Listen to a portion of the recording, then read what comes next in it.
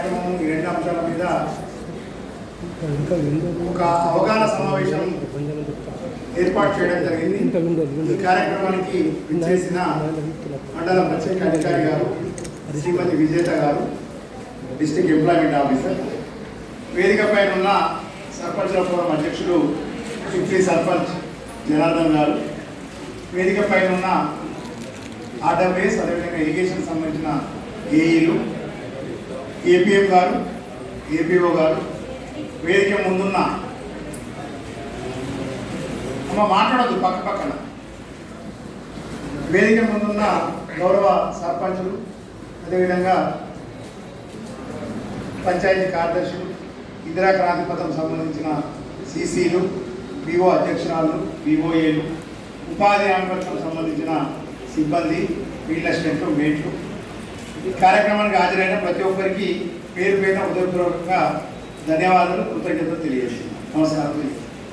ముఖ్యంగా మీ అందరికీ తెలుసు, ఈ హాల్ చిన్న ఉన్నప్పటికీ మా జనార్దన్ గారు చెప్తారు పెద్దలు కట్టుకోవాలి సార్, మనం ఇట్లా మీటింగ్ పెడతాంటే పెద్దలు పెట్టాలని మీ సర్పంచ్ కూడా మీ 15,000 లక్షల పైసలు మాకు కొన్ని డైవర్ట్ చేయాలి. పెద్దలు కట్టేస్తాం పైన ఏమంటారు ఫోరం అధ్యక్షుడు ఇంకెవరో చెప్పాలా. పెద్దలు కట్టుకుంటే మీకు అప్పుడప్పుడు వచ్చి కూర్చోడానికి పని వస్తే కూర్చుంటే ఆ కూర్చుడు కాదు, గట్టి కూర్చుడు. సో ఏదేమైనప్పటికీ కూడా అంటే మీటింగ్ అనేది ఒక స్తబ్దతగా నడుస్తుంది. ఏదో మీరు ఇది చాలా గొట్టు సబ్జెక్ట్ అనిపిస్తుంది. అంటే గొట్టు అంటే మనం చిన్నప్పుడు చదువుకున్నప్పుడు తెలుగు మీడియం వరకు ఇంగ్లీష్ గొట్టు, కొంతమందికి మ్యాథ్స్ రాదు, కొంతమందికి జీవశాస్త్రం రాదు, కొంతమందికి సాంఘిక శాస్త్రం రాదు. అట్లే ఇదంతా ఏంది, జిలసిర ఏంది, కథ ఏంది, మహిళా సంఘాలు అనుకుంటున్నారు మాకే సంబంధము, ఇది ఎందుకు తీసి మాకు వేడుకలా పెడుతున్నారు అని చాలామంది అనుకుంటారు. ఇవాళ పంచాయతీరాజ్ రూరల్ డెవలప్మెంట్ సంబంధించిన అన్ని విభాగాల వ్యక్తులు ఇక్కడ ఉన్నారు. అంటే ప్రజాప్రతినిధులు ఉన్నారు. గ్రామం డెవలప్మెంట్ కావాలంటే గ్రామం యొక్క మొట్టమొదటి పౌరులు గ్రామ సర్పంచ్ గారు, ఆ పాలకవర్గం. బండి సక్రమంగా నడవాలంటే ఒక చక్రము ప్రజాప్రతినిధులు అయితే, రెండవ చక్రము అధికారులు, సిబ్బంది. మరి ఈ రెండు సమానంగా నడపాలంటే ఒక అవగాహన ఉండాలి, స్కీమ్ మీద అవగాహన ఉండాలి. మనము సర్పంచ్ కాకముందు చాలా చేద్దాం అనుకున్నాం. నేను ట్రైనింగ్లో కూడా అడిగినప్పుడు చాలా చెప్పారు, మా ఊరికి అట్లా చేస్తారు సార్, ఇట్లా చేస్తారు. నేను ఒక ఎగ్జామ్ పేపర్ పెట్టినా, గుర్తుందా? రాసిరా? ఇచ్చిరా? ఇచ్చిరా? ఆ ఎగ్జామ్ పేపర్ అయితే ఒక ఆమె రాసిందన్న, చెప్పిన వచ్చు మీకు. ఏం రాసింది? నువ్వు సర్పంచ్గా ఎన్నిక అయిన వెంటనే నీకు మదిలో ఏం మెదిలిందంటే మా భర్త కళ్ళలో ఆనందం మెదిలిందని చెప్పి. అంటే ఆమె కోసం చేయలేదు. ఈ పేపర్లన్నీ నేను హైదరాబాద్ పోతే 2-3 రోజులు అలా ఉంటే ఈ కార్లు వేసుకపోయి ఒక్కొక్క పేపరు దిద్దితే ఆ దిద్దినప్పుడు నాకు కూడా ఐకేపీ 50 గ్రామ పంచాయతీ సర్పంచ్ గారు, సెక్రటరీ, మనం 100 టార్గెట్ ఆగస్టు 15 వరకు కంప్లీట్ చేద్దాం. ఆగస్టు 15 వరకు 100 మనం టార్గెట్ కంప్లీట్ చేద్దాం. తర్వాత ఆగస్టు 15 తర్వాత మళ్ళా 100 ట్రై చేద్దాం. ఎందుకు సాధ్యం కాదు? నేను ఎప్పుడో 2018-19లో చేసిన విషయం చెప్పినా నాకు అబద్ధం చెప్పాల్సిన అవసరం లేదు. మీ దగ్గర ఏదో గొప్ప అనిపించుకోవడం లేదు. అక్కడ ఉన్న కలెక్టర్ గారు అప్పుడు తీసుకున్నాడు. కాబట్టి ఆన్లైన్ కూడా ఇంజనీర్స్లో చెక్ చేస్తే పెద్దపల్లి జిల్లాలో ఇప్పటికే అక్కడ 70,000 సోపులు కట్టి ఉన్నారు. అప్పుడు ఒక ప్రోగ్రామ్ తీసుకున్నాడు, దేవసేన మేడం కలెక్టర్ ఉన్నప్పుడు తీసుకున్నప్పుడు కట్టాం. కాబట్టి ఇప్పుడు మళ్ళీ గవర్నమెంట్ ఇంకుడు గుంత సంబంధించిన అంశం తీసుకొచ్చింది. కాబట్టి ఇది సర్పంచ్ గారు ఒక ఫ్రంట్ పర్సన్గా ఉండి మనం కట్టిస్తేనే ఇంకుడు గుంతలు అవుతుంది తప్ప దీనివల్ల అనేక లాభాలు ఉంటాయి. మీరు ఇంకుడు గుంతలు కట్టిన వెంటనే నా దగ్గరికి వస్తే మ్యాజిక్ డ్రైన్ ఇస్తాం. అంటే ఎక్కడైతే ఇంకుడు గుంతలు కట్టగా కొంత నీళ్ళు వస్తాయి కదా రోడ్డుకి, అది కూడా మ్యాజిక్ డ్రైన్ ఇస్తాం.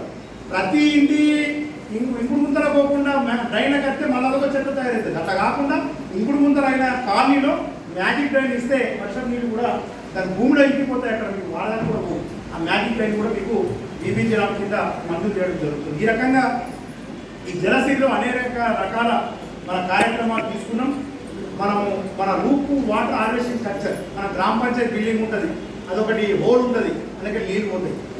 ఆ హోల్కు పైప్ పెట్టి పెద్దమ్మగాడి తండ సర్పంచ్, చిన్న సర్పంచ్, పాపం చిన్న గ్రామం, అయినా కూడా ఆయన గ్రూప్ వాటర్ హార్వెస్టింగ్ సెక్టర్ అక్కడ గ్రామ పంచాయతీ కొత్త గ్రామ పంచాయతీకి మమతా సెక్రటరీను ఆ సర్పంచ్ గారు కట్టిరు.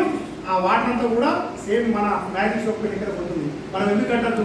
మన ఊర్లో జిల్లా పరిషత్ స్కూల్ ఉంటే జిల్లా పరిషత్ స్కూల్ ఎందుకు కట్టద్దు? ప్రైమరీ స్కూల్ ఉంటే ప్రైమరీ స్కూల్ ఎందుకు కట్టద్దు? ఏఎన్ఎం సబ్ సెంటర్ ఉంటే ఏఎన్ఎం సబ్ సెంటర్ ఎందుకు కట్టద్దు?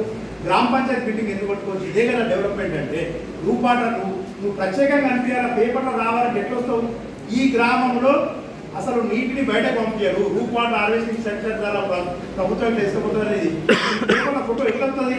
మనం డిఫరెంట్ పని చేసే పనిని స్కీమ్ ఉపయోగించుకొని డిఫరెంట్ చేస్తే నీకు గుర్తింపు వస్తుంది తప్ప నువ్వు ఎన్ని డ్రైన్ కట్టినా, నువ్వు ఎన్ని సీసీ రోడ్లు వేసినా నేను కూడా గుర్తించాను. నువ్వు డిఫరెంట్గా వేయాలి. చేస్తే తప్పకుండా ఇదే కాకుండా ప్రైవేట్ ఇల్లు పెద్ద పెద్ద ఇల్లు ఉంటాయి, వాళ్ళకు కూడా ఈ రెయిన్ వాటర్ హార్వెస్టింగ్ సెక్టర్ అనేది మనం 25,000 రూపీస్ యూనిట్ కాస్ట్ని ఇవ్వడం జరుగుతుందని చెప్పి మీ అందరికీ కూడా తెలియజేస్తూ, మరి చాలా సమయం తీసుకున్నా. ఈ రేపు ఎల్లుండి మీ గ్రామ పంచాయతీ లెవెల్లో గ్రామ సభలు ఉన్నాయి. దానికి కూడా మన ఏపీఎం గారు సీసీలు వీలైన చోట ఖచ్చితంగా అటెండ్ కావాలా. షెడ్యూల్ మీకు పంపించిన మీరు కూడా కొన్ని చోట్ల అటెండ్ కావాలి. మీకు ఆల్రెడీ ఒక గ్రామ పంచాయతీ ఉంది. మీ సీసీల కొడుకు ఎక్కడికైతే సీసీల కొడుకు లేదు. ఖచ్చితంగా వివో అధ్యక్షురాలు ఉన్నారమ్మా. వివో చేయనివ్వండి. వివో రోజుకి పెరిగిపోతూనే ఉంది, కానీ మన వనరులు అంతే ఉన్నాయి. కాబట్టి మనం చెట్లు కొట్టేస్తున్నాం, ఇల్లు కట్టుకుంటున్నాం. మరి అది తప్పదు. పెరిగిన జనాభా అనుగుణంగా చెట్లు కొట్టేయాల్సి వస్తుంది, ఇల్లు కట్టుకోవాల్సి వస్తుంది.